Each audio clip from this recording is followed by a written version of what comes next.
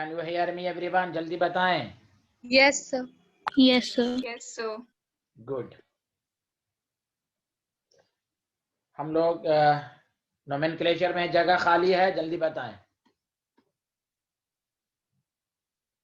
Nomenclature में जगह खाली है ना, स्पेस? कोई बोल ही नहीं रहे हैं।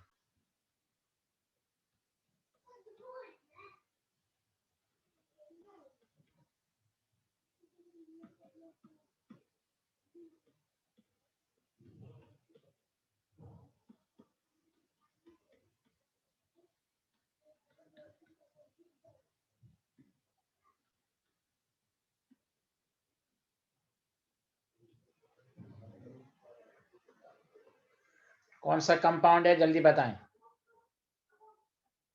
Cyclic compound. हाँ, साइक्लिक कंपाउंड क्लोज चेन को कहते हैं।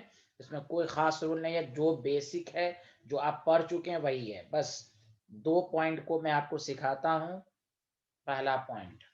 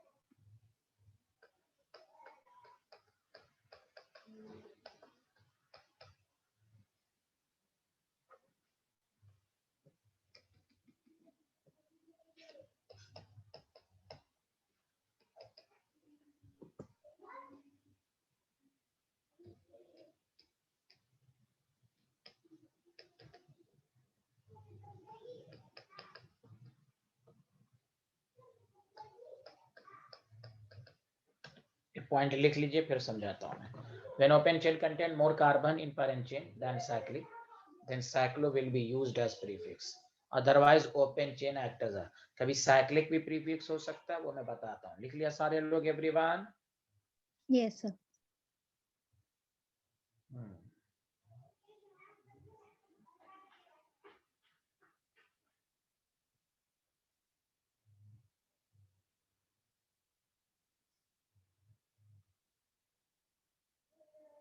लिख लिया everyone? Yes, sir. Yes, sir.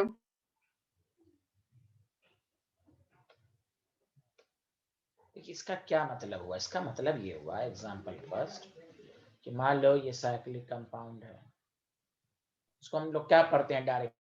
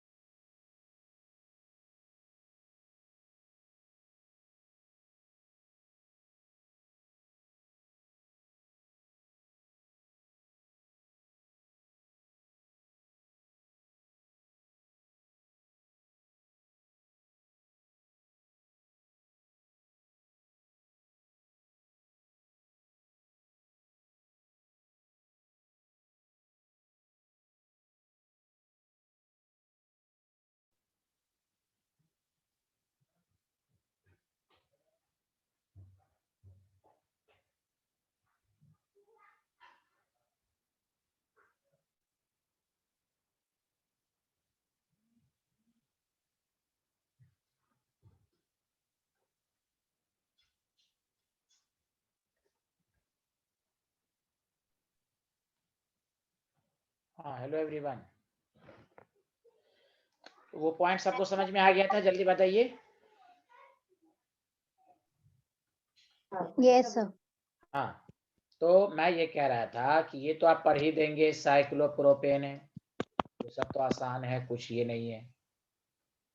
लेकिन आपको जो कहा गया कि अगर हम इस पर ध्यान दीजिए, कार्बन ज्यादा रख दें,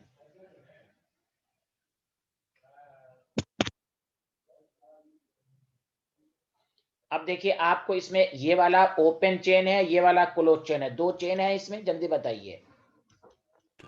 Yes, sir. तो आप बताइए ओपन चेन में ज्यादा कार्बन है कि नहीं? 4 है और क्लोज चेन में 3 है। Okay, Yes, sir. तो अब साइक्लिक ये जो अब पूरा हो जाएगा, अब ये प्रीफिक्स हो जाएगा, वही आपको लिखा है गया। अगर ओपन चेन तो क्या बोलेंगे? 2 साइक्लोप्रोपाइल, मेन चेन ये ब्यूटेन। अगर इसमें कार्बन ज्यादा होता, जैसे एग्जांपल 3, यहां देखें कार्बन, अब यहां पर ओपन चेन में कार्बन कम है, तो अब ये मेन चेन होगा। अब ये क्या हो जाएगा? Main chain.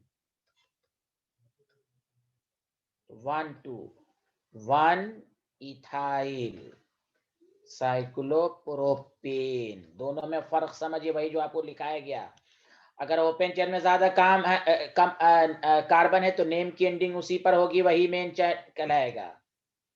अगर क्लोज साइक्लिक में ज्यादा कार्बन है तो वो मेन चेन कहलाएगा। डिड यू अंडरस्टैंड जो 9 दिखाया गया आपको? बताइए हाँ या ना। Yes, sir. Did you understand everyone? Yes, sir. Yes, sir. लिखें, हाँ लिखें सारे लोग।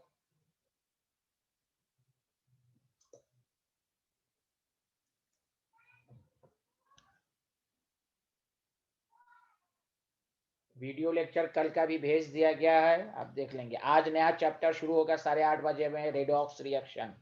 जिसको आना है आ सकते हैं, 9999 वाले मीटिंग आईडी पर है। बेटा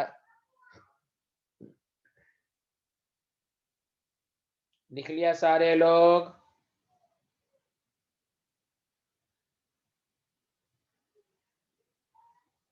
ये तो भी बता दीजिए, किसी को डाउट तो नहीं है? मरियम सिद्दीका को डाउट है इसमें?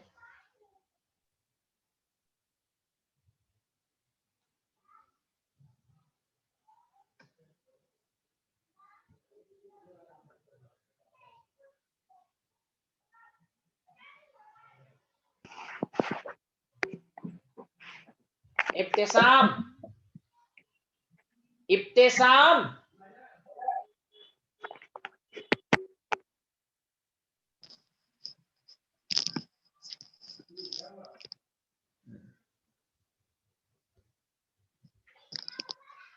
दूध है? दूध तो शाम को कह दीजिए, फोन कर दीजिए, वो लेते आएगा। नहीं है तो शाम को फोन कर दीजिए जल्दी से। हाँ hello, can you hear me? तो तुम लोग बोलते हो क्या यार, बहुत गुस्सा उठता रहता है। जल्दी बताओ, सबको Yes, समझ sir. में आ गया ये वाला slide? Yes, sir. Yes, sir. Yes, sir. अब देखो एग्जाम्पल 3,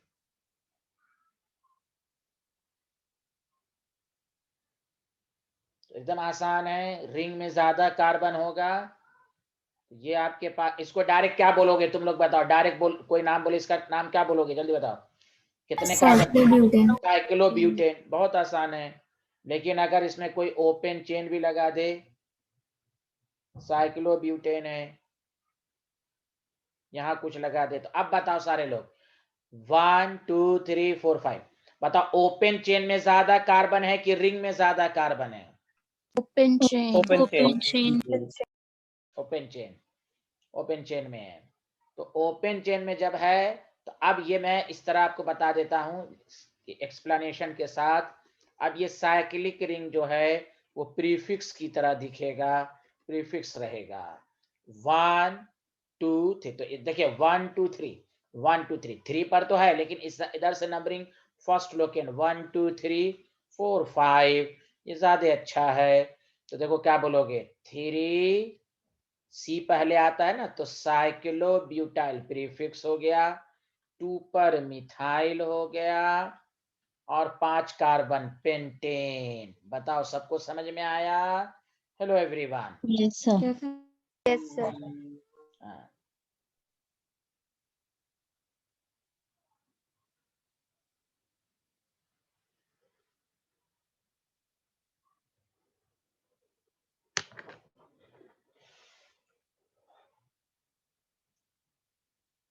जिसका भी कोई लेक्चर छूट गया है, ऐसे मैं लेक्चर पर डे ऑर्गेनिक का डाल रहा हूँ, उसको पर्सनली भी जरूरत है तो मैं आपको बता दूंगा।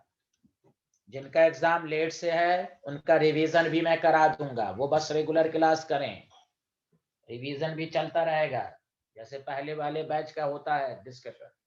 इसलिए जो लोग हैं हिम्मत ना हारें, क्लास रेगुलर करें।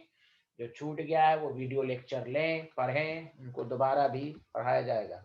लिख लिया सारे लोग? Yes, sir. Yes, sir. अब देखो, जैसे अगर हमारे पास तुम कहोगे कि सर ये 3 है, सर ये बता दीजिए अगर कार्बन सेम हो तो क्या होगा। तो मैंने कह दिया है ओपन चेन में कार्बन ज्यादा होगा तभी वो मेन चेन होगा, अदरवाइज अब हमेशा रिंग में कार्बन कम हो, सॉरी रिंग में कार्बन ज्यादा हो या ओपन चेन से बराबर, हमेशा अब ये मेन कहलाएगा, मेन चेन कहलाएगा। मतलब 1 2 3 1 प्रोपाइल साइक्लोप्रोपेन। कोई कहेगा ना सर कार्बन सेम हो जाए तो क्या करेंगे, तो उसमें लिखा है ना मैंने रूल में, otherwise cyclo alkane open chain always at the prefix, लिखा हुआ है ना? Yes, sir. Yes, sir. हाँ Yes, sir.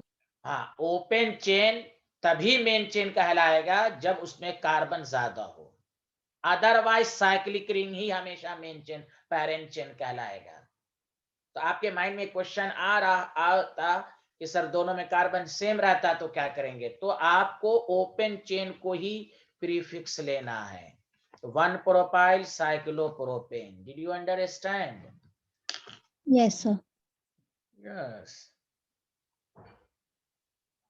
आगे अभी कोई फंक्शनल ग्रुप वगैरह मैंने इंट्रोड्यूस नहीं किया, पहले तो बेसिक वाला समझें। क्या आगे बढ़ें? Hello everyone. Yes, sir. Yes.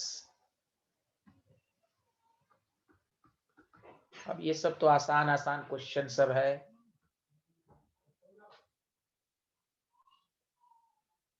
Cl यहाँ है, Br यहाँ है, तो नोमेनक्लेचर में अल्फाबेटिकली देते हैं ये prefix 1 2 3 4 5 6, 1 bromo, 3 chloro cyclohexane. Did you understand?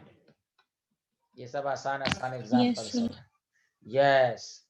Example 5। अब इसका नाम देखो, ये दो, 1 मिनट रुक जाओ सारे लोग, दोनों को एक साथ लिखोगे। देखो इधर दोनों में फर्क सुनो। अब नंबरिंग कहां से करोगे? यहाँ से 1।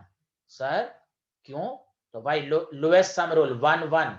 अगर यहाँ 1 देते तो 1 2 3 3, लोएस्ट सम रूल याद है? हेलो हेलो, 7 Yes, हो sir. जाता। Yes, Yes, sir. sir. Yes, sir. 1 1 1 करेंगे तो 1 1 प्लस 3, देखो 5। तो इसीलिए इसको लेंगे। अल्फाबेट रूल कब होता है? जब हम लोएस्ट सम रूल के बाद सबसे लास्ट है। यहाँ तो इधर से करें 1, इधर पदवा बराबर है, इसलिए अल्फाबेट हो। अब यहाँ पर 1 इधर, आपको क्या कह रहे ब्रोमो पहले आता, कहीं नहीं, पहले lowest sum rule. Lowest sum rule is preferred. क्या बताया था? फर्स्ट लोकेंट नंबर 1, दूसरा लोएस्ट सम रूल, तीसरे पर आता है अल्फाबेट। इसीलिए दोनों एग्जाम्पल को सामने देखो, समझा? 1 1 नहीं तो लिखा जाएगा हमेशा अल्फाबेटिकली, इसीलिए 3 ब्रोमो 1 1। बाकी वही सारी बातें जो आप पढ़ चुके हैं, बस यही सब लाइन इंपॉर्टेंट है जो मैंने आपको लिखवाया। समझा? 1 1 डाइक्लोरो साइक्लोहेक्सेन। बताओ दोनों एग्जाम्पल आपको अच्छे से आया कि नहीं आया? Yes, sir. चलिए, आज नोमेनक्लेचर में इतना ही। अभी भी जगह खाली है ना? Yes, Yes. sir. ना भी Yes. खाली रहेगी तो अलग पेज।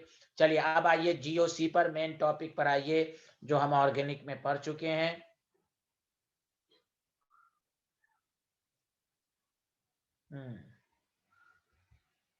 चलिए आज नया टॉपिक शुरू होगा।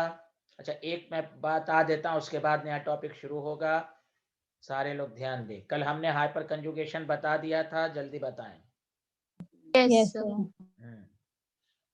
हाइपर कंजुगेशन के बाद फिर नया टॉपिक आएगा। देखिए हाइपर कंजुगेशन क्या होता है वो मैं तो आपको बता दिया था, मैं कल का लेक्चर डाल दिया हूं, आप लोग देख लेंगे। जिनका छूट गया है लगातार लेक्चर में भेज रहा हूं, गौर से सुने सारे लोग, अच्छे से सुने। हाइपर कंजुगेशन की एक एप्लीकेशन थी, it gives the idea of stability of alkyne, याद आया? अरे बोलिए। Yes, sir. दूसरा एप्लीकेशन भी बताता है जो कि बहुत इंपॉर्टेंट है, लिखिए इट गिव्स द, जिनका लेक्चर छूट गया उनको समझ में नहीं आएगा ये वाला point, it gives the ortho para. Ortho para group बताया था कौन शो करता है, जो प्लस एम इफेक्ट हो, याद आया कि नहीं आया? Ortho Yes, para, sir. हाँ directing, ortho para directing nature of alkyl group. It का मतलब क्या है? Hyper conjugation. उसी एप्लीकेशन में लिखिएगा, gives the ortho para directing nature of alkyl group. गौर से सुनो, अब आप याद रख लो, ऑर्थो पैरा डायरेक्टिंग की दो पहचान है। अब पहली पहचान जो प्लस एम अफेक्ट शो करे, प्लस एम अफेक्ट के लिए क्या है जल्दी बताओ? की एटम पर क्या होना चाहिए जल्दी बताओ?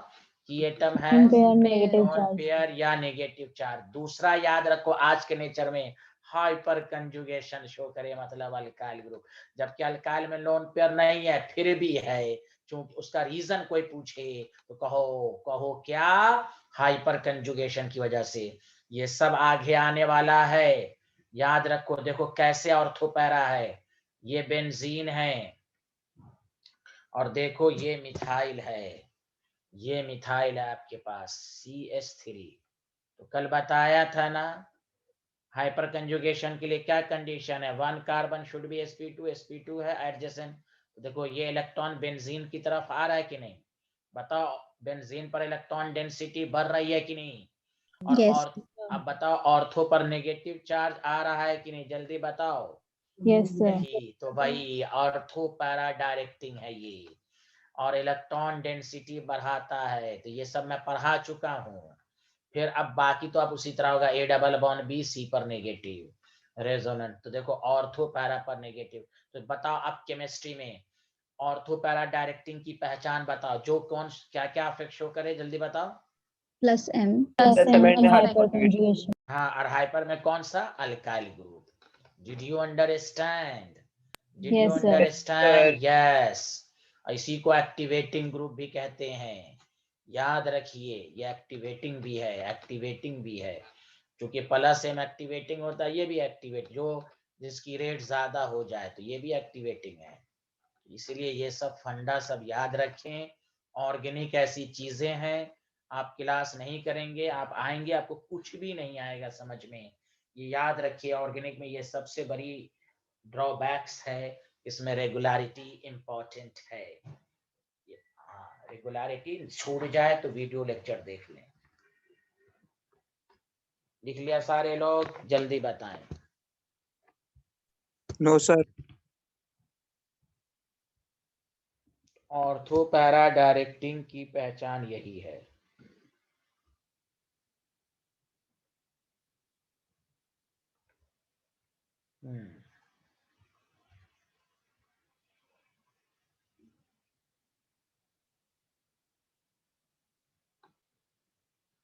तो ये पूरा इंडक्टिव अफेक्ट खत्म, मेसोमेरिक अफेक्ट, हाइपर कंजुगेशन, ये तीन को खूब पढ़िए। प्लस आई माइनस आई क्या होता है वो अब हम आपको पढ़ाने जा रहे हैं। ये बहुत आसान है, जल्दी हो जाएगा। इलेक्ट्रोमेरिक अफेक्ट, स्कूल के एग्जाम में ये सब आता है। इलेक्ट्रोमेरिक अफेक्ट क्या है, चलिए बताइए। लिख लिया आप लोगों ने? Yes, sir.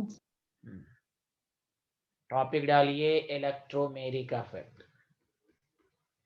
Electromeric effect,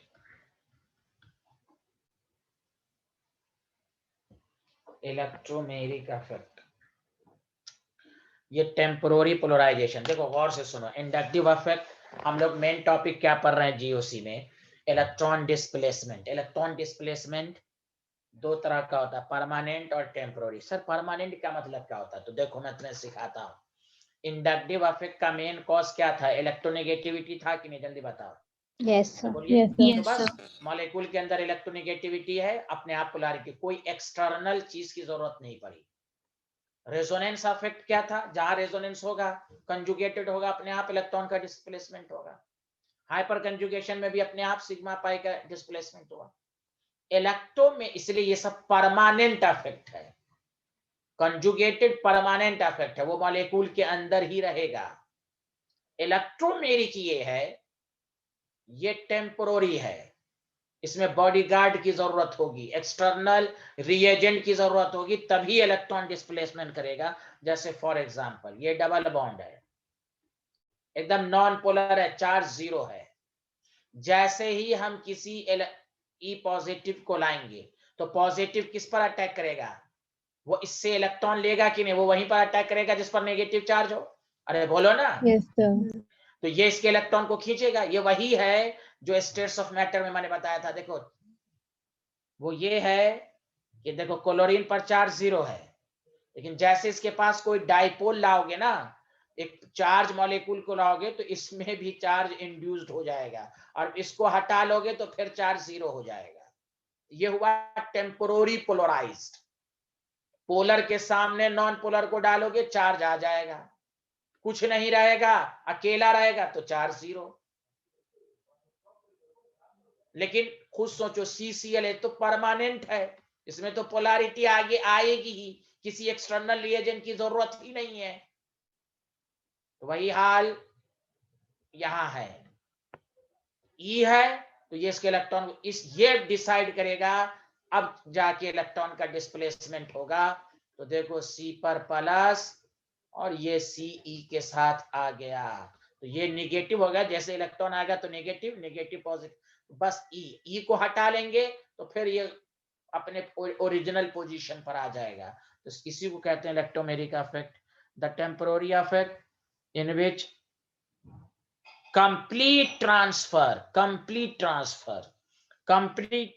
of shared pair pi electron, complete transfer of shared paired pi electron to one of atom joined by multiple bond in the presence of attacking reagent। तो इसी को हम इलेक्ट्रोमेरिक कहते हैं। इससे पहले inductive effect था, electronegativity अपने आप हो जा रहा है। मेसोमेरिक था, अपने आप हो रहा है कि कंजुगेटेड सिस्टम, लोन पेयर है, अपने आप हो रहा है, किसी एक्सटर्नल रिएजेंट की जरूरत नहीं है। इलेक्ट्रोमेरिक में एक्सटर्नल रिएजेंट की जरूरत है, ये रिएजेंट है। बताओ यहां तक सबको समझ में आया या नहीं आया? ये टेम्पोररी पोलराइज्ड है। अरे यार कोई बोल ही नहीं रहा, temporary Yes, sir. Temporary. Yes, sir. जिसकी मिसाल सबसे बड़ी अपनी क्लास के अंदर है कि 99% स्टूडेंट टेम्पोररी पोलराइज्ड हैं। टीचर समझाया, गार्जियन समझाया, 2 दिन पढ़ लिया बस। कुछ स्टूडेंट होते हैं permanently polarised in the absence of guardian and teacher, या टीचर बताया भी एक दफा, permanently polarised.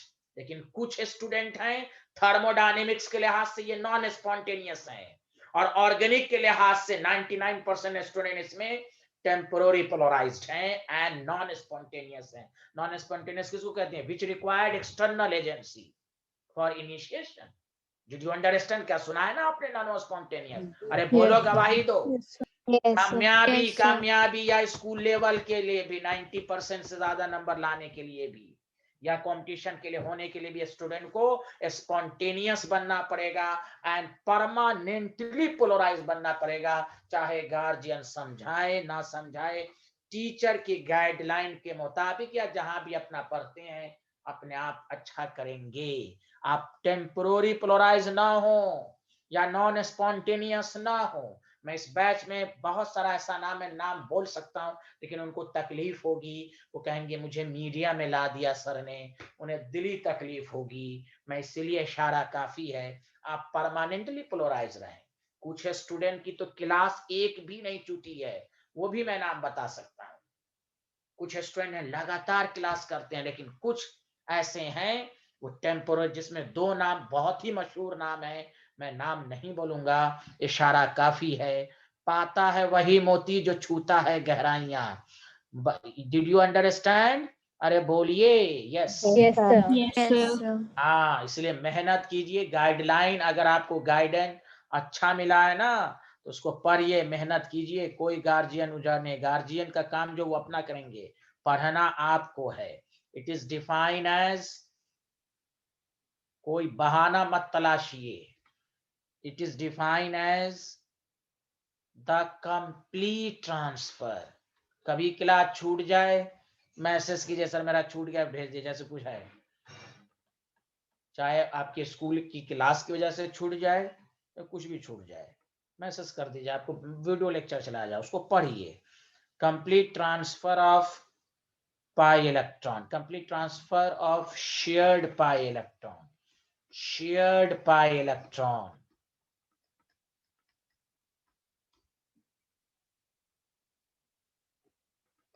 to one of its atom joined by multiple bond, joint by. तो सर आपके दिमाग में क्वेश्चन आ गया, सर मेसोमेरिक में भी तो पाई ट्रांसफर होता है, लेकिन वो कंजुगेटेड सिस्टम, वो भी मल्टीपल बॉन्ड है लेकिन कंजुगेटेड सिस्टम है। यहाँ कंजुगेटेड नहीं, क्या लिखा हुआ है? Joint bye multiple bond. तो कोई जरूरी है कि हर डबल बॉन्ड में रेजोनेंस हो? अरे बोलिए, रेजोनेंस होने No, के लिए sir. हाँ, रेजोनेंस के लिए कंजुगेटेड होना चाहिए, वही ये ज्वाइंट बाय मल्टीपल बॉन्ड। समझा? In the presence of demand करेगा, अटैकिंग रिएजेंट की डिमांड के मुताबिक होगा। In the presence of attacking reagent, attacking reagent is called नहीं, इस कॉल्ड नहीं, इट डिफाइन तो लिख ही दिया मैंने, याद। ये बहुत ही मशहूर क्वेश्चन सब है स्कूल का। Define electromeric, define inductive, define hyper conjugation. Definition तो आपको आना ही चाहिए। It is defined as complete transfer of shared pi electron to one of its atom joined by multiple bond। अगर आपने अटैकिंग रिएजेंट छोड़ दिया तो आपको कोई नंबर एग्जामिनर नहीं देगा। इसलिए एक एक वर्ड पर पीएचडी हो, अटैकिंग रिएजेंट होना जरूरी है। अटैकिंग रिएजेंट के प्रेजेंस में ये नहीं होगा तो नहीं होगा, इसीलिए इसका नाम पड़ा टेम्पोररी पोलराइज्ड। अरे बोलिए, लिख लिया सारे लोग? Yes, sir. Yes, sir. हाँ, इसीलिए इट इज परमानेंट, पोलराइज की टेम्पोररी अफेक्ट है। जल्दी बताइए। Temporary. Temporary. हाँ, टेम्पोररी कोई है कहिएगा, अटैकिंग रिएजेंट। और इंडक्टिव अफेक्ट क्या है? टेम्पोररी की permanent? Permanent. Permanent, permanent affect है। हाइपर भी परमानेंट है मेजो, क्यों? वो अपने आप होता है। इलेक्ट्रोनेगेटिविटी खुद परमानेंट अफेक्ट है, कि जहां पर फ्लोरीन, क्लोरीन, ब्रोमीन, NO2 वगैरह होगा, इट इज टेम्पोररी अफेक्ट। हाँ, जैसे आपको मिसाल मैं दे दूं, ये सब देखिएगा आएगा ना, आप ये मत समझिए कि जीओसी ऐसी है।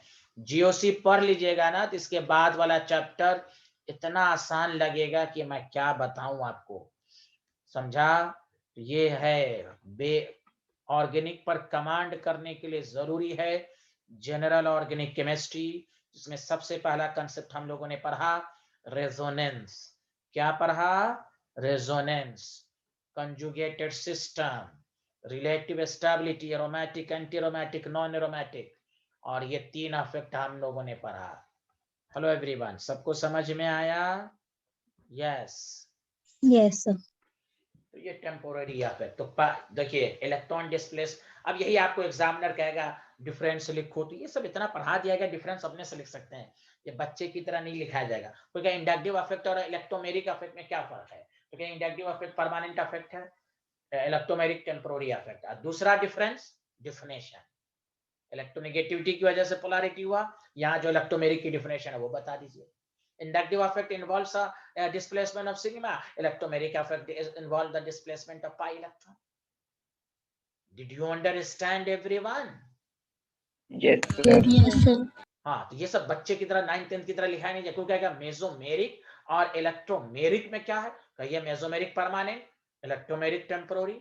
Mesomeric operated in conjugated system and electromeric operated in क्या कहते हैं, multiple bond. Mesomeric is distance independent. समझा कि नहीं? इस तरह की आप डिफरेंसेस लिख सकते हैं। Did you understand everyone? Hello everyone. Yes, sir.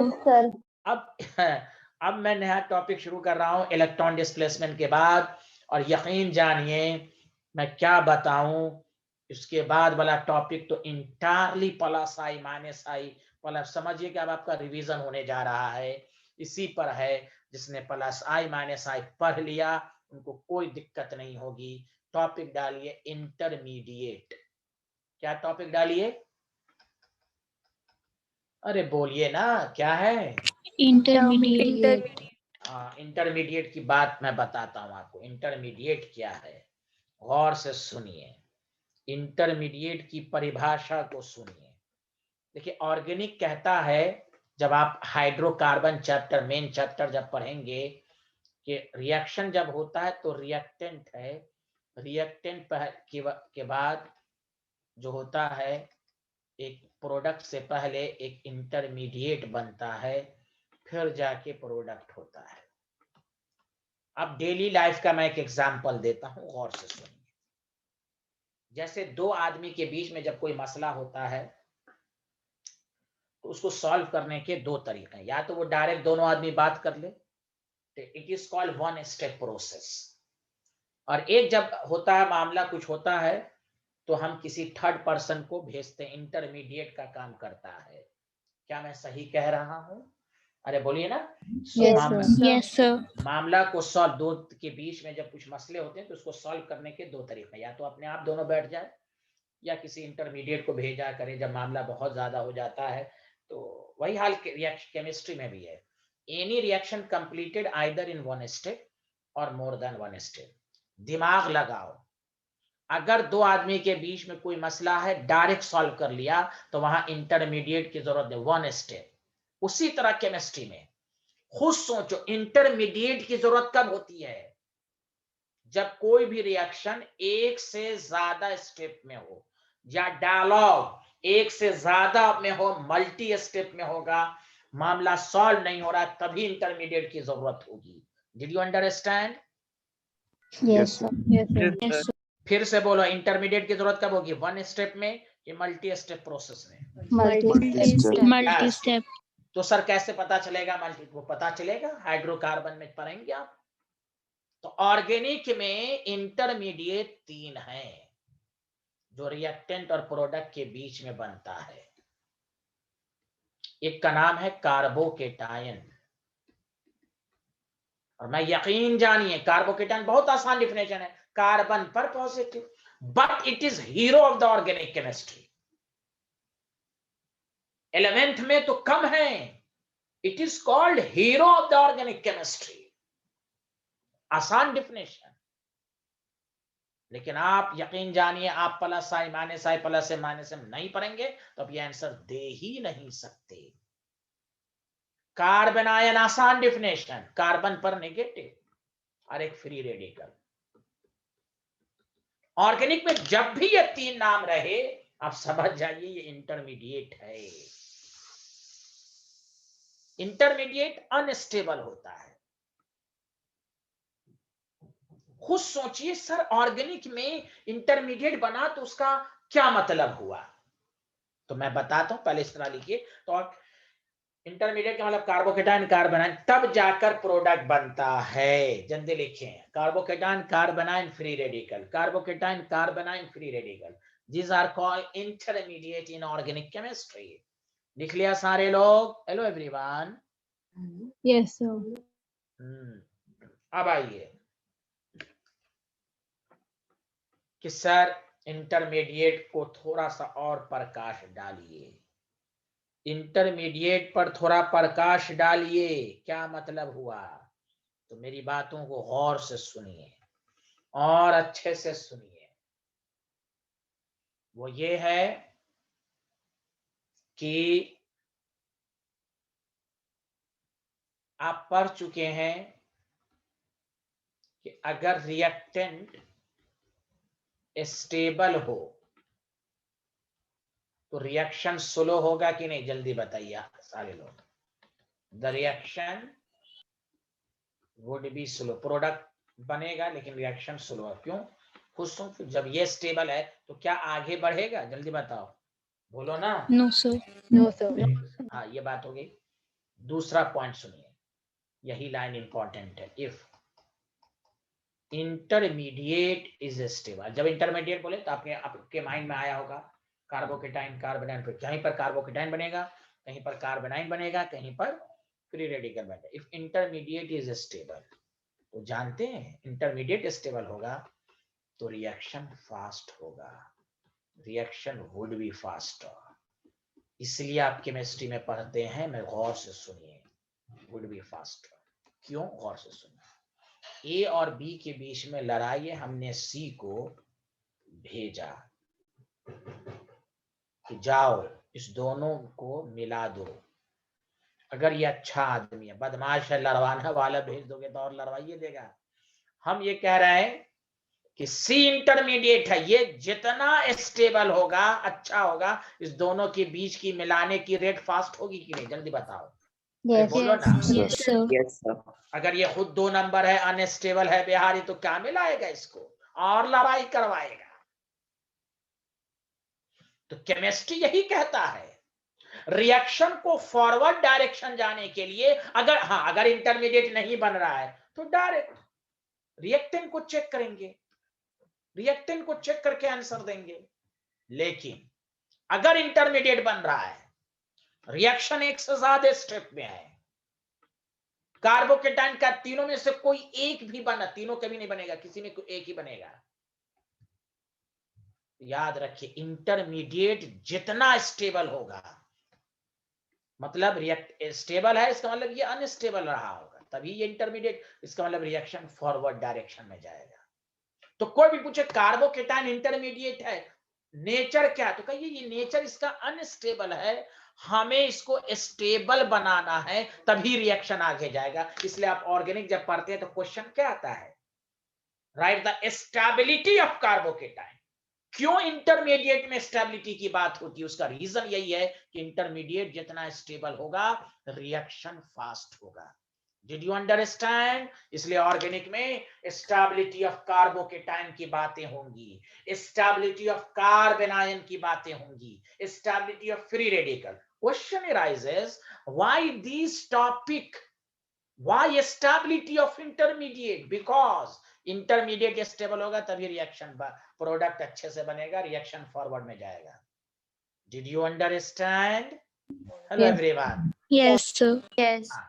Overall कोई पूछे इंटरमीडिएट क्या है, स्टेबल क्या अनस्टेबल, कहिए अनस्टेबल, उसको स्टेबल बनाना पड़ेगा तभी रिएक्शन आगे जाएगा। बोलिए ना, समझ में आ रहा है कि नहीं? अरे यार, Yes, sir. Yes, sir. क्योंकि चार्ज है ना, चार्ज जहां पर भी होता है ना वो अनस्टेबल होता है, इसलिए इसको स्टेबल करना पड़ेगा।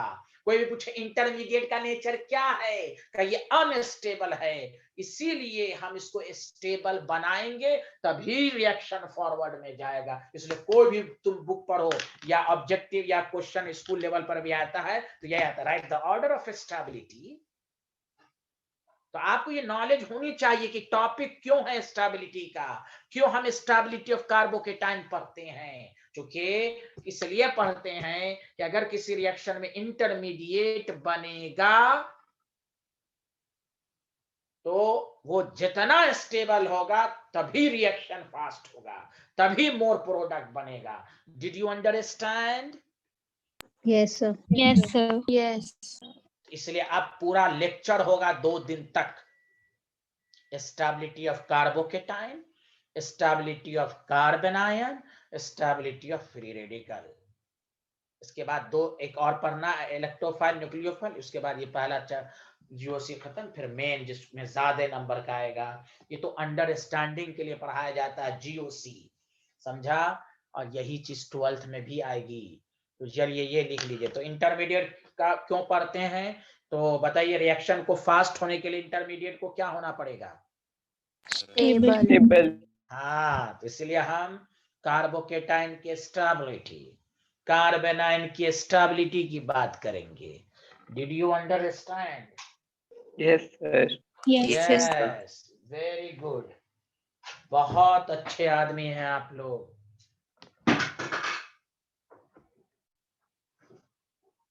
लेक्चर को देखिए, जिनका छूट गया है पढ़िए.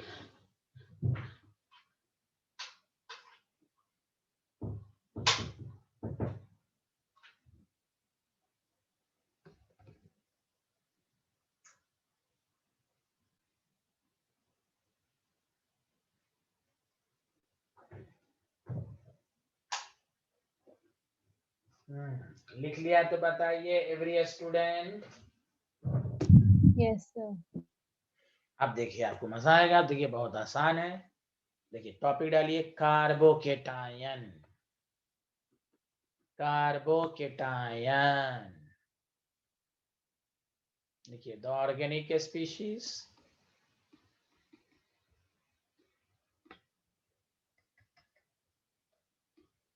डिफिनेशन आसान. In which carbon carry positive charge is called carbon positive is called carbocation. Did you understand?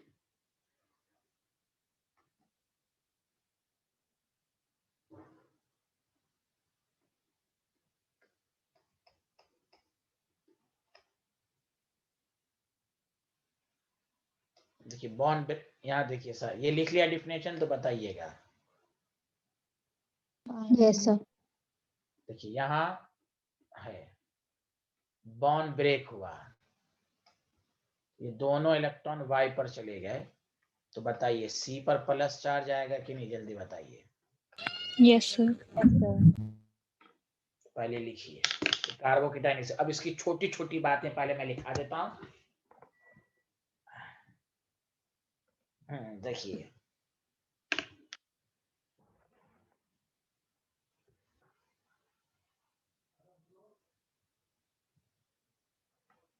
यहां तक लिख लिया, जल्दी बताइए. Yes, sir. हाँ, छोटी छोटी बातें क्या है पहले गौर से सुनिए. पहला, इट इज इलेक्ट्रॉन डिफिशिएंट. देखो इलेक्ट्रॉन डिफिशिएंट है ना, ऑक्टेट इनकम्प्लीट है कि नहीं, जल्दी बताओ. अरे यार बोलो ना, पॉजिटिव. Yes, sir. गरीब आदमी है ना, इलेक्ट्रॉन डिफिशिएंट है. It is highly unstable.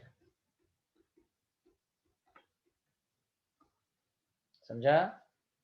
Carbon is generally sp2 hybrid. देखो एक सिग्मा एक sp2 हाइब्रिडाइज है कि नहीं, जल्दी बताओ ना यार. Yes, sir. Hello. Yes, sir. Yes. Shape is trigonal planar. यही सब पूछेगा छोटे छोटे क्वेश्चन में, ऑब्जेक्टिव में आपको. ट्राइगोनल प्लेनर है. यस.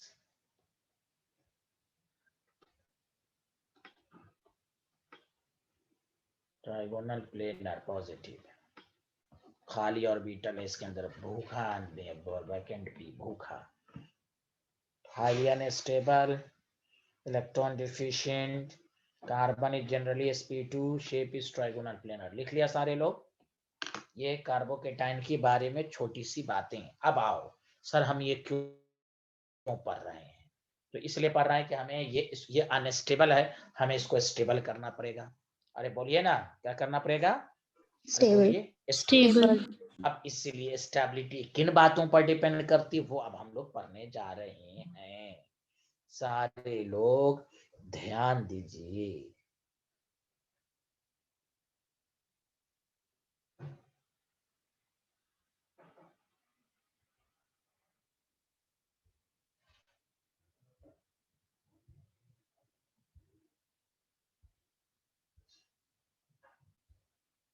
लिख लिया? Yes, sir. देखो केमिस्ट्री क्या कहता है, प्लीज सुनना। चार्ज जहां पर भी बढ़ेगा, चार्ज, और चार्ज में पॉजिटिव नेगेटिव दोनों आता है, गौर से सुनिए। चार्ज जहां पर भी रहेगा एनर्जी बढ़ेगी, स्टेबिलिटी घटेगी, याद रखिए। इससे ये साबित हुआ, सुनना प्लीज, इसी लाइन पर पीएचडी करना है। तो सर कार्बोकेटाइन की स्टेबिलिटी जो होगी वो इनवर्सली प्रोपोर्शनल होगी चार्ज की, क्योंकि केमिस्ट्री कहता है इंटेंसिटी ऑफ पॉजिटिव चार्ज। पहले इस पर 5 दफा मैं बोलूंगा, गौर से सुनो। पॉजिटिव चार्ज ज्यादा होगा तो स्टेबिलिटी क्या होगी, जल्दी बताओ? कम। कम। ये दिमाग में नोट कर लो, देख लो अच्छे से। ये समझ गए? बाकी एप्लीकेशन है, क्वेश्चन तभी सॉल्व होगा। चार्ज घटना चाहिए स्टेबिलिटी के लिए, चार्ज घटेगा धड़ाक से प्रोडक्ट बनाएगा। चाहे नेगेटिव चार्ज हो या पॉजिटिव चार्ज हो, चार्ज कम होना चाहिए। रिलेटिव स्टेबिलिटी में नहीं पढ़ते थे, न्यूट्रल मोर स्टेबल है देन चार्ज, अभी पढ़ा था ना आपने 2-3 रोज पहले। अरे Yes, sir. बोलिए ना। इसीलिए चार्ज घटना चाहिए, चार्ज घटना चाहिए, तभी कार्बोकेटाइन स्टेबल होगा। पहले सबके माइंड में आया? अच्छे से सच बोलो, तभी क्वेश्चन सॉल्व करने में आसानी होगी। चार्ज घटना चाहिए। अरे यार कोई नहीं बोल रहा है। Yes, sir. Yes, sir. Yes sir. ये सामिया रऊफ नाम के स्टूडेंट को आ रहा है। Hello,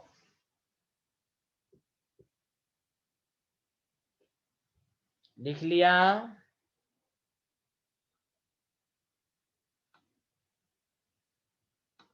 Yes, sir. Sir, एक second.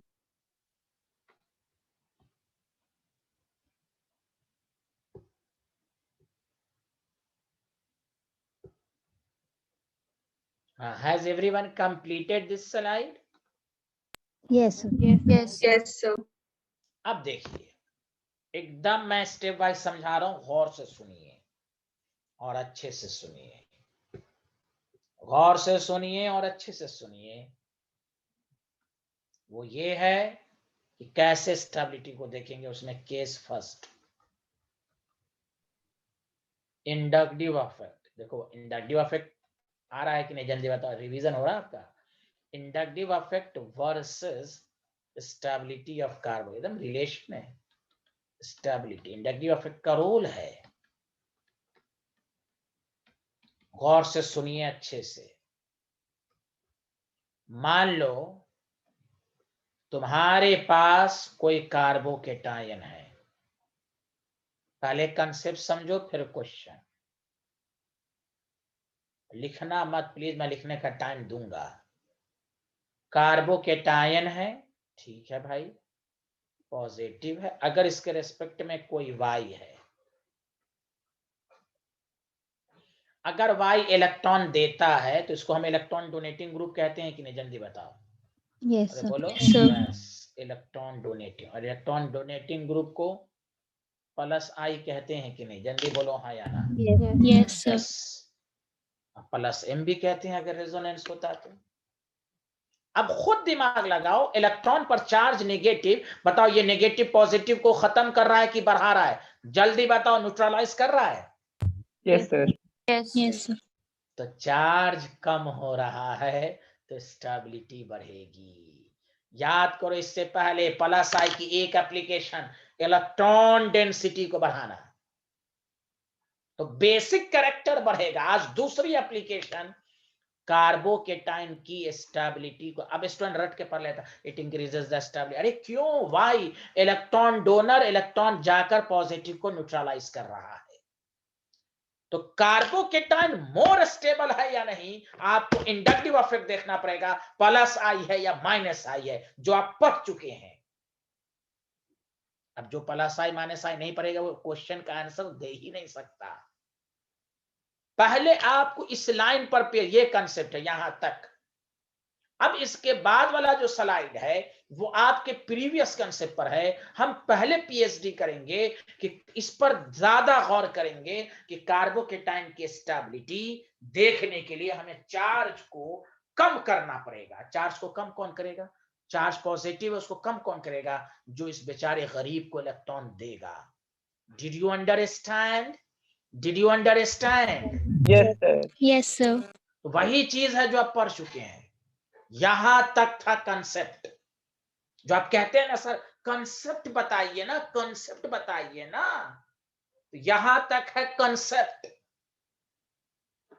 अब ये है पूरा उसको डिटेल में। यहां देखिए, अगर इसके रेस्पेक्ट में कोई वाई है और ये बिहारी इलेक्ट्रॉन ले रहा है, बताओ गरीब से इलेक्ट्रॉन लोगे तो और पॉजिटिव बढ़ेगा कि नहीं? अरे बोलो ना Yes, sir. यार। Yes, तो sir. ये Yes, sir. जो इलेक्ट्रॉन लेता है वो इलेक्ट्रॉन विड्रॉइंग होता है -I। -I तो देखो चार्ज बढ़ रहा है तो स्टेबिलिटी घटेगी। Did you understand? Yes, sir. Did you Yes, sir. Understand? Yes, sir. Conclusion क्या हुआ? कंक्लूजन ये हुआ कि स्टेबिलिटी ऑफ कार्बोकेटाइन जो है वो डायरेक्टली प्रोपोर्शनल है इलेक्ट्रॉन डोनेटिंग ग्रुप जिसको कहते हैं +I, inversely proportional two electron withdrawing -I। अब स्टूडेंट्स यही कंक्लूजन को ऑर्गेनिक में रिजल्ट को रट लेता है, इसलिए उसको कंफ्यूजन होता है। रिजल्ट से पहले कंसेप्ट को समझे। क्यों? वही आप कार्बेनाइन पढ़ेंगे तो इसका उल्टा आ जाएगा। तो हम कंसेप्ट को पढ़ेंगे कि चार्ज घटना चाहिए। पॉजिटिव को कौन घटाएगा? पॉजिटिव खुद गरीब है, उसको कौन घटाएगा? जो इलेक्ट्रॉन डोनर होगा। दिमाग में लगा ना, पॉजिटिव को कौन कम करता है? इलेक्ट्रॉन। नेगेटिव तो इलेक्ट्रॉन कौन देगा? तो इलेक्ट्रॉन डोनेटिव को। Did you understand? इस तरह पढ़ेंगे। Sir. अब मैं एग्जांपल करा दूंगा, क्वेश्चन सब, ये तो कंसेप्ट सब समझ लो अच्छे से। आगे बढ़ें, बताइए। Hello everyone.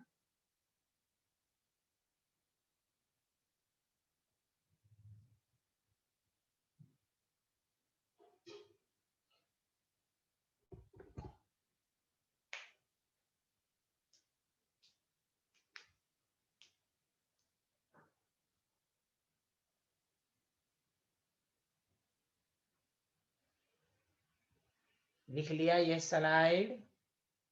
Yes, sir. Yes, sir.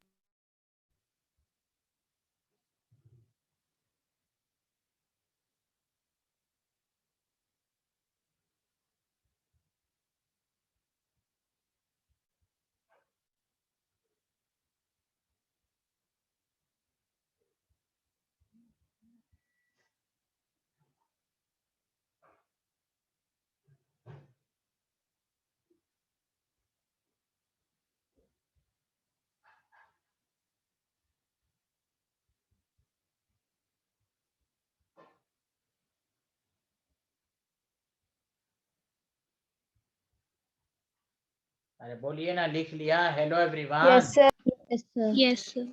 Sir.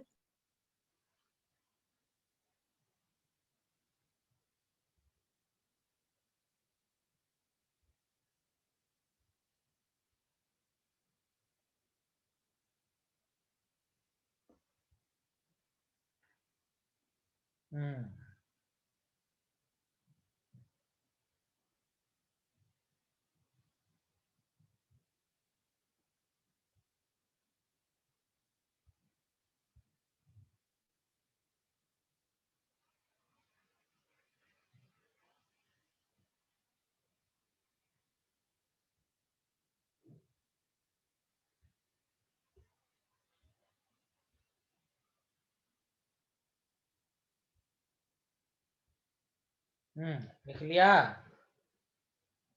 Yes, sir. Yes, sir. चलिए कुछ क्वेश्चंस करते हैं, सारे लोगों को समझ में आएगा।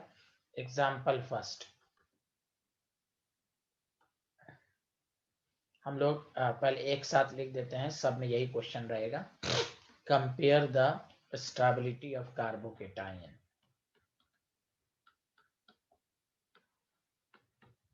आप लोग भी लिख लीजिए, सब में यही करना है कि बार दोबारा हर दफा लिखने की जरूरत ना पड़े। ए सब कार्बोकेटायन है, ये जितना स्टेबल होगा उतना रिएक्शन फास्ट होगा।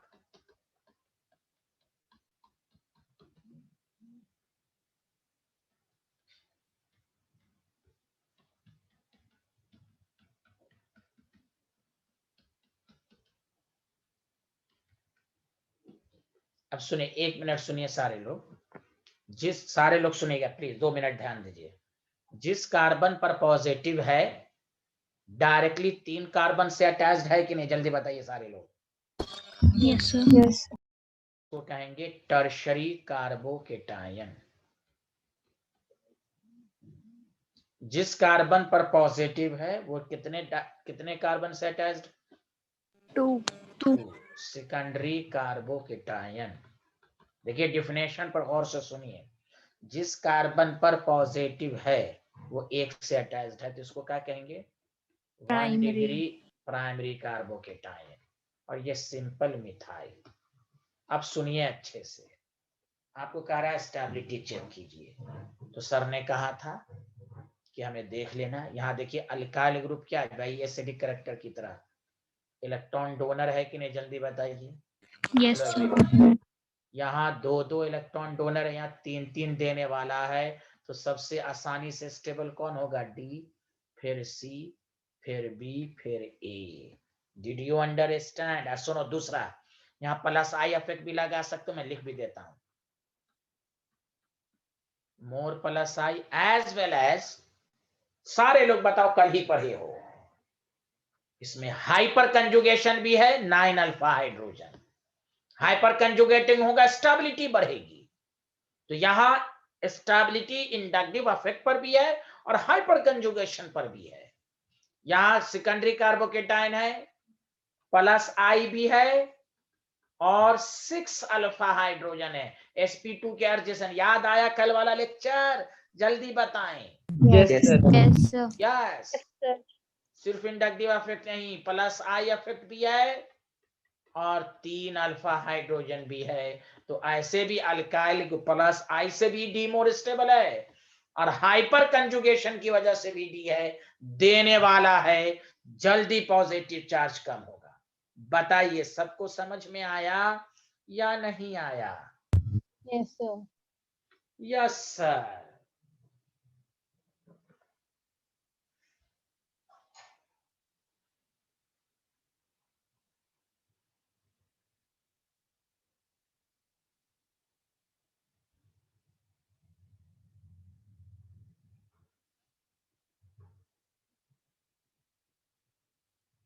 लिख लिया सारे लोग? Yes, sir.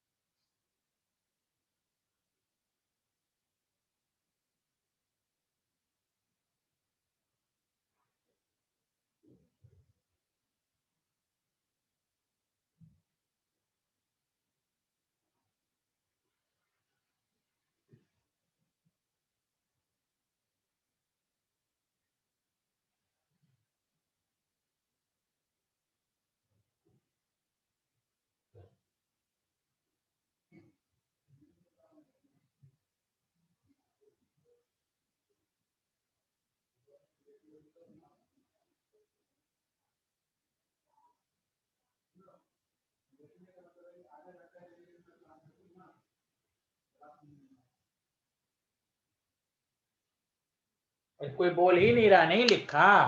Yes, sir. Done, sir. Done, sir. Done, very good. Example 2, अब तुम लोग अपने से आंसर दो ना।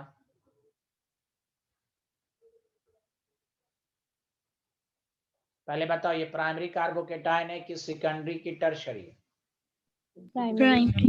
Primary.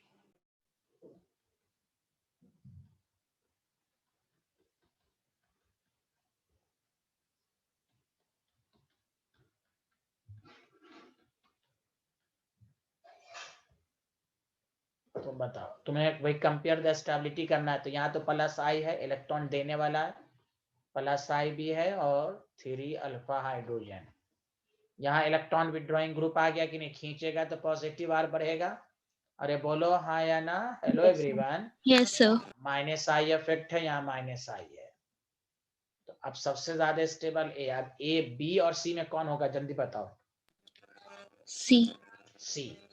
जितना पावरफुल इलेक्ट्रॉन विड्रॉइंग होगा उतना और गरीब बना देगा। अरे बोलिए।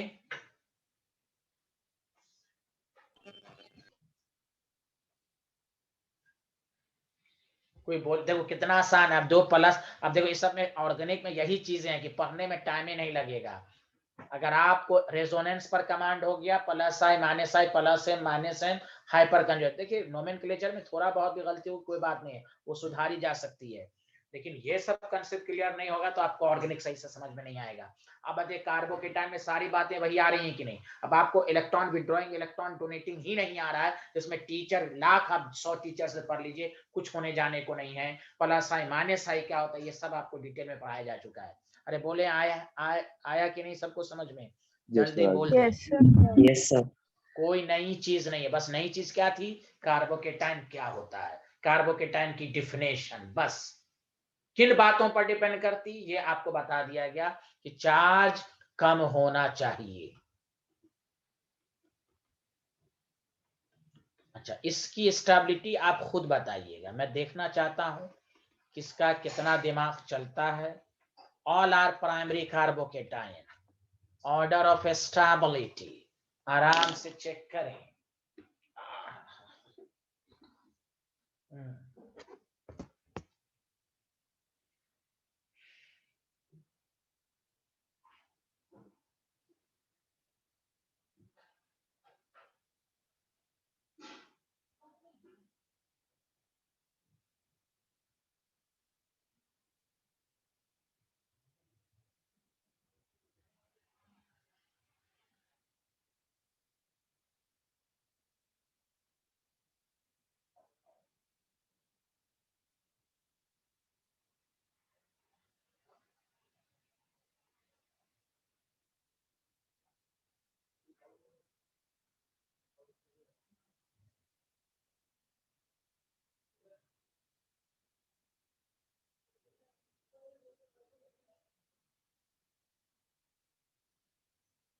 लिख लिया, हेलो एवरीवन।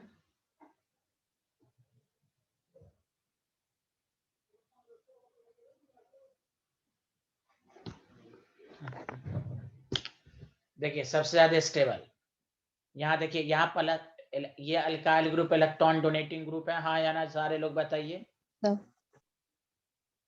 और इसमें हाइपर कंजुगेशन भी है, यहाँ sp2 है, माइनस आई है, sp है माइनस आई, इलेक्ट्रॉन खींचेगा सबसे ज्यादा ए, फिर बी, फिर सी। यहाँ चार्ज कम हो रहा है, यहाँ तो चार्ज विड्रॉ कर रहा है भाई, चार्ज बढ़ रहा है, यहाँ तो और ज्यादा चार्ज बढ़ रहा है। Did you understand? अरे यार कोई बोल नहीं रहे हैं, सबको समझ में आया? सबसे ज्यादा स्टेबल कौन हुआ इसमें?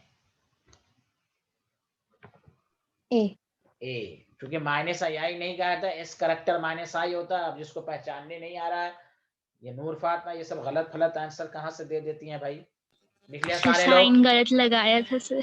हाँ चलिए ठीक है, लिख लिया सारे लोग, एवरीवन?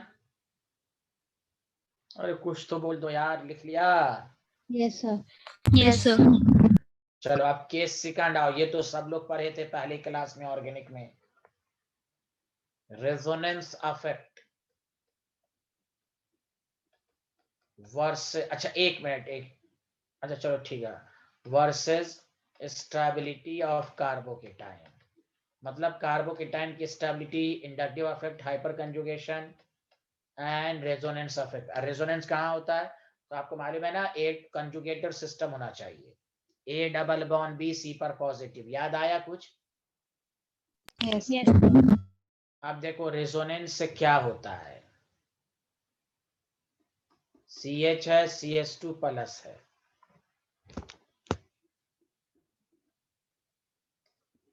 ए डबल बॉन्ड भी देखो रेजोनेंस हुआ, ये यहाँ बताया था ना पहले दिन के लेक्चर में ऑर्गेनिक किया। अरे बोलो। Yes, sir. नहीं, नोमेनक्लेचर के बाद पहला लेक्चर में। तो यहाँ देखें CH2 पर पॉजिटिव आ गया, ये सबको सिखाया जा चुका है डबल बॉन्ड। हमने इसका जब रेजोनेंस हाइब्रिड बनाया था तो बताओ सारे लोग, +½ लिखा था कि नहीं, याद आया सबको? Yes, Yes, yes, sir. sir. तो बताओ यहाँ पहले यहाँ पर कितने पॉजिटिव चार्ज है कार्बन पर? +1। Yes, sir. इस Yes, वाले sir. में +1। जो एक्चुअल स्ट्रक्चर है उसमें कितना चार्ज है पर एटम? इस कार्बन पर +½ तो बताओ रेजोनेंस की वजह से चार्ज पर ओवरऑल तो 1 है, लेकिन चार्ज पर एटम घट रहा है कि नहीं, जल्दी बताओ। अरे Yes, यार, sir. हाँ, तो रेजोनेंस से स्टेबिलिटी बढ़ती है, चार्ज घटता है। अब सुन लो, जब भी कार्बोकेटाइन की स्टेबिलिटी चेक करने को कहे सबसे पहले रेजोनेंस को लाओगे। ये तो मैं अलग अलग पढ़ा रहा हूं, लेकिन जब स्कूल हो या कंपटीशन हो सबसे पहले resonance is dominant over inductive effect. Resonance नहीं रहेगा तब हम इंडक्टिव हाइपर कंजुगेशन लगाएंगे। नीचे को, if there is resonance in carbocation, then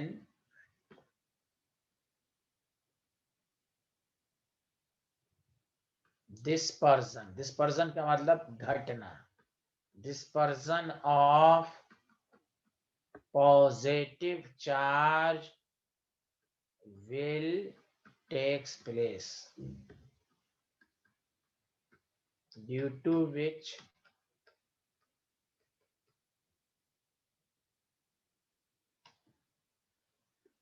charge पर एटम, कार्बोकेटाइन की स्टेबिलिटी के लिए हमें ये चाहिए, चार्ज पर atom decreases and stability increases.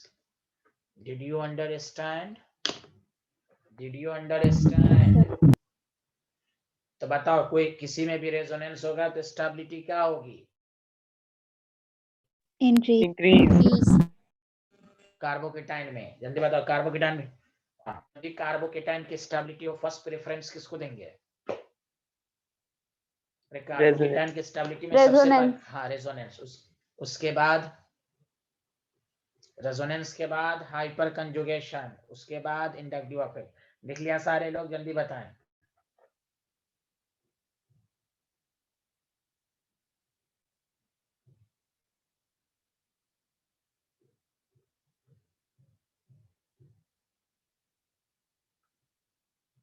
Hello everyone, लिख लिया? Yes, sir. तो अब सुनना,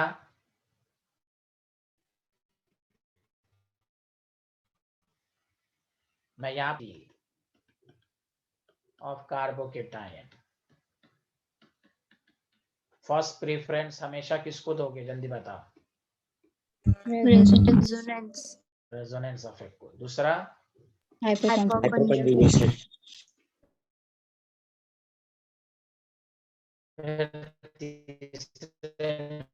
क्या देखोगे? Inductive. ये पहले लिख लो, इस तरह सोच के पढ़ोगे तो ठीक, वरना अच्छे क्वेश्चन में फंस जाओगे।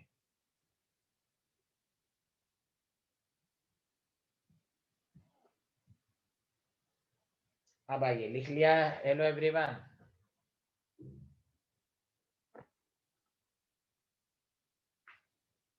Yes, sir.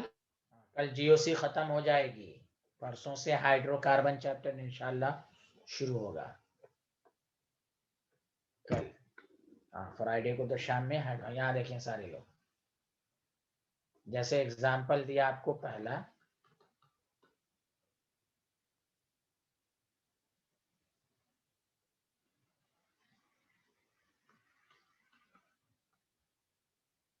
सबसे मशहूर एग्जाम्पल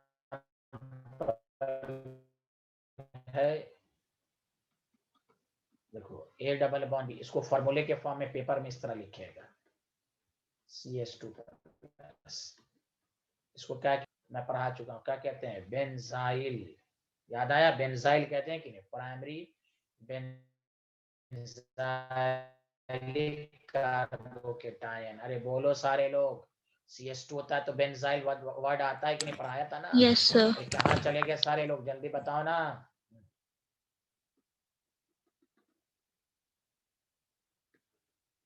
अब देखो ये सेकंड, जिस कार्बन पर पॉजिटिव है secondary benzylic, secondary benzylic carbocation. इसको फॉर्मूले के फॉर्म में लिखेगा CCH5 2 टाइम्स CH प्लस। सी है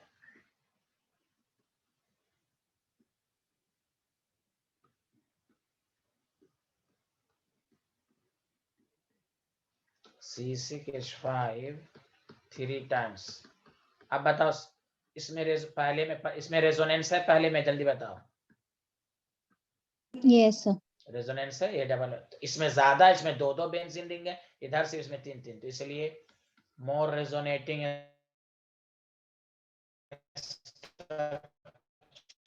होगा। रीजन क्या दोगे कि more resonating structure, more stability. Did you understand? More resonating structure more, इसमें अगर 5 बनेगा तो इसमें 10 बनेगा, इसमें 15 बनेगा। Did you understand? Yes, sir. हाँ Yes, sir. हाँ, यहाँ आपके पास ये है।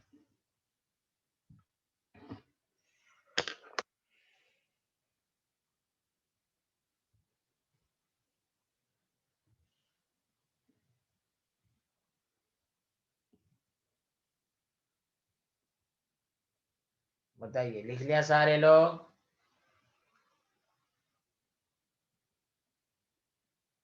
Yes, sir. No, sir. Wait.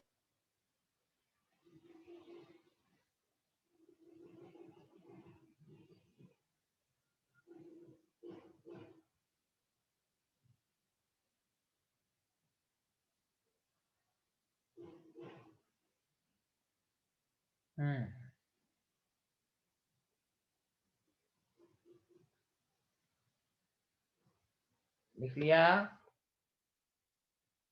Yes, sir. Yes, sir. एक लास्ट क्वेश्चन, यहाँ सुने सारे लोग।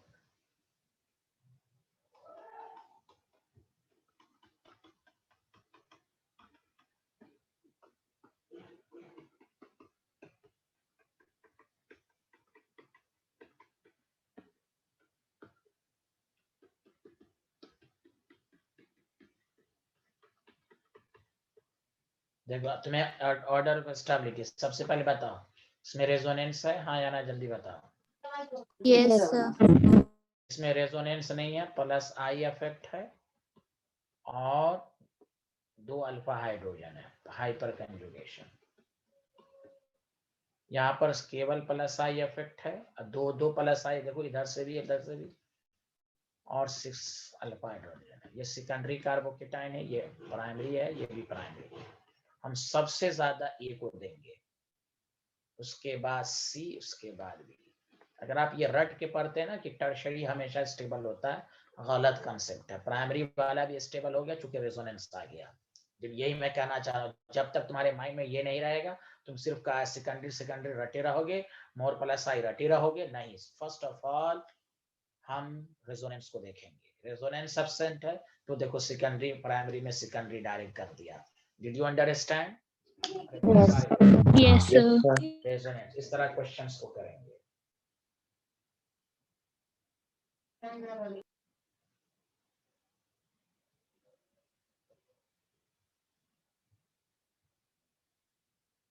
लिख लिया? Yes, sir. चलिए कल मुलाकात होगी। Okay bye bye, thank you. Thank you, sir.